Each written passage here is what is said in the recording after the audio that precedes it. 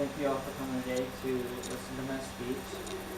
Today I will talk about why I believe that professional athletes should have a salary cap on how much they get paid in a certain year or throughout their lifetime. The highest paid athlete in the whole entire world is Floyd Mayweather. He gets paid $105 million, and that was according to Forbes magazine in 2014.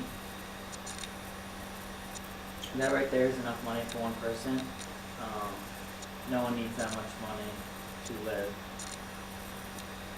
Another high paid player is a baseball player named Clayton Kershaw.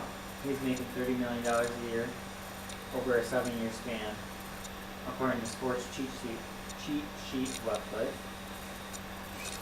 The highest paid basketball player was Kobe Bryant, and he was making $24 million a year according to ESPN.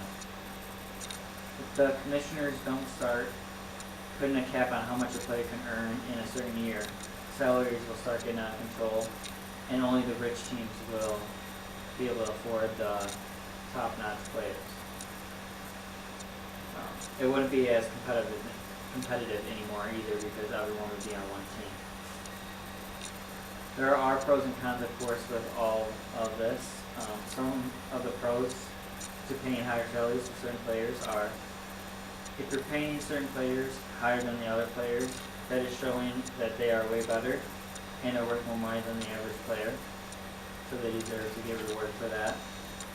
And the higher paid players will usually perform better to prove how much they're worth to everyone. There are also the cons with it. One of them is usually when players are getting paid more, they like to take a lot of salary.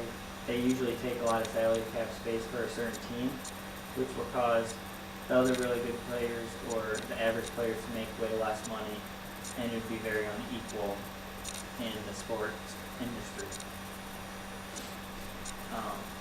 Most players aren't worth as much as they are paid either.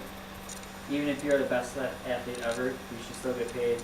You still should not get paid $30 million a year just to play basketball and baseball.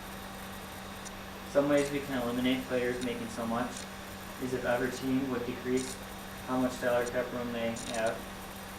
So all the teams wouldn't be able to afford the players, and everyone's salaries would decrease. This may cause some players to strike, but eventually in the end, the players want to play the sport they love, and they won't just want to be on strike forever. If the commissioners would put a rule into place to restrict how much we pay players, that could help the situation also. Or if the government could get involved and make all the sports have a maximum amount a player can earn in a certain year.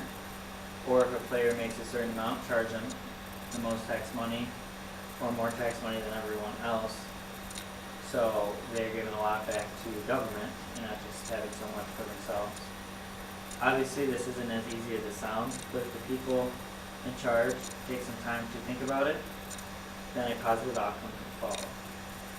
Thank you all for listening.